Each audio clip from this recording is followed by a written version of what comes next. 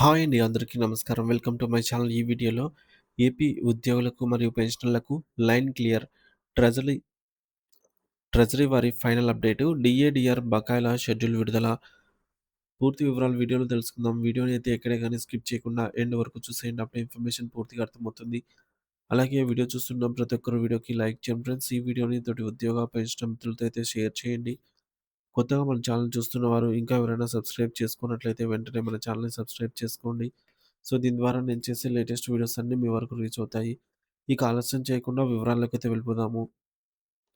Friends, ఇక విషయానికొచ్చినట్లయితే ఆంధ్రప్రదేశ్ రాష్ట్ర వ్యాప్తంగా ప్రభుత్వ సేవలో కొనసాగుతున్న లక్షలాది మంది ఉద్యోగులకు, నిరంతరం విద్యార్థుల భవిష్యత్తు కోసం శ్రమిస్తున్న ఉపాధ్యాయులకు మరియు దశాబ్దాల పాటు సేవలందించి ప్రస్తుతం విశ్రాంతి తీసుకుంటున్న పెన్షనర్లకు సంబంధించి ఒక అత్యంత కీలకమైన మరియు సంచలనాత్మకమైన ట్రెజరీ ఫైనల్ అప్డేట్ వెలువడింది.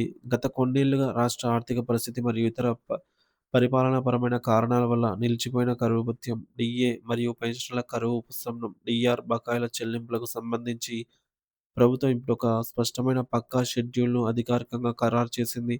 ఈ నిర్ణయం వెలువడటంతో గత కొంతకాలంగా ఉద్యోగ వర్గాల్లో నెలకొన్న సందిగ్ధతకు, ఆందోళనకు పూర్తిగా తెరపడినట్లయింది. ఎందుకంటే తమ కష్టార్జితం ఎప్పుడు అందుతుందో తెలియక వేలాది కుటుంబాలు ఎదురుచూస్తున్నాయి. వాస్తవానికి ఈ బకాయిలు గత కొన్నేళ్లుగా వివిధ ఆర్థిక ఒడిదుడుకుల వల్ల మరియు సాంకేతిక జాప్యం వల్ల కొండలా పెరిగిపోతూ వచ్చాయి. కానీ ఇప్పుడు రాష్ట్ర ఆర్థిక శాఖ ఈ నిధుల విడుదలకు పూర్తి స్థాయిలో గ్రీన్ సిగ్నల్ ఇవ్వడంతో చెల్లింపుల ప్రక్రియ యుద్ధ ప్రాతిపదికన వేగవంతమైంది.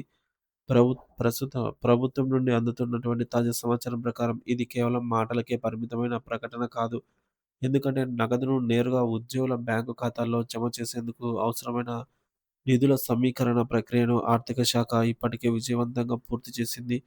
ఈ బకాయిల షెడ్యూల్ విడుదల అవ్వటం అంటే ఏ నెలలో ఏ విడతకు సంబంధించిన డబ్బులు అందుతాయో వివరించే ఒక సమగ్రమైన కాలక్రమ పట్టిక సిద్ధమైందని మనం అర్థం చేసుకోవాలి. ఉదాహరణకు గతంలో పెండింగ్‌లో ఉన్నటువంటి 2018 మరియు 2019 నాటి పాత బకాయిల నుండి మొదలుకొని ఇటీవలి కాలం వరకు పెండింగ్‌లో ఉన్న అన్ని డీఏ విడతలను ఒక క్రమ పద్ధతిలో చెల్లించేందుకు ప్రభుత్వం ప్రణాళికను రూపొందించింది. దీనివల్ల ప్రతి ఉద్యోగికి తమ చేతికి నగదు ఏ రోజు అందుతుందనే విషయంపై ఒక స్పష్టమైన అవగాహన కలుగుతుంది. తద్వారా వారు తమ వ్యక్తిగత ఆర్థిక ప్రణాళికను, అంటే పిల్లల చదువుల ఖర్చులు లేదా పాత అప్పుల తీర్పు వంటివి పక్కాగా వేసుకోవడానికి వీలవుతుంది. రాష్ట్ర ట్రెజరీ విభాగం నుండి అందుతున్న అంతర్గత సమాచారం ప్రకారం సమగ్ర ఆర్థిక నిర్వహణ వ్యవస్థ (సీఎఫ్ఎంఎస్) సాఫ్ట్‌వేర్‌లో ఈ బకాయిల చెల్లింపులకు అవసరమైనటువంటి అన్ని సాంకేతిక మార్పులను నిపుణులు ఇప్పటికే పూర్తి చేశారు. గతంలో బిల్లులు అప్‌లోడ్ చేసే సమయంలో ఎదురైన సర్వర్ ఇబ్బందులు లేదా సాంకేతిక లోపాలు మళ్లీ తలెత్తకుండా చూసేందుకు ఈసారి ట్రెజరీ విభాగం అత్యంత ఆధునికమైన సర్వర్‌లను మరియు భద్రతా ప్రమాణాలను ఉపయోగిస్తోంది. ఈ షెడ్యూల్ అమలులో భాగంగా ప్రభుత్వం ఒక ప్రాధాన్యత క్రమాన్ని కూడా నిర్ణయించింది.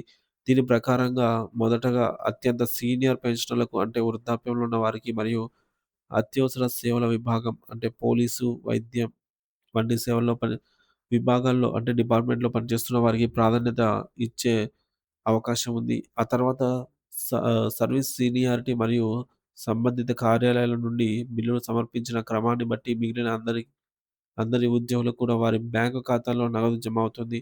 ప్రభుత్వం తీసుకున్న ఈ భారీ నిర్ణయం వల్ల రాష్ట్ర వ్యాప్తంగా ఉన్న సుమారు 4,00,000 మందికి పైగా విశ్రాంత పెన్షనర్లు మరియు 5,00,000 మందికి పైగా రెగ్యులర్ ప్రభుత్వ ఉద్యోగులకు ప్రత్యక్షంగా ఆర్థిక లబ్ధి చేకూరుతుంది. ముఖ్యంగా ఈ షెడ్యూల్‌లో 11వ పీఆర్సీకి సంబంధించిన బకాయిలను మరియు గత ప్రభుత్వం నుండి పెండింగ్‌లో ఉన్న డీఏ విడతలను క్లియర్ చేసేందుకు ప్రభుత్వం అత్యధిక ప్రాధాన్యత అయితే ఇస్తోంది.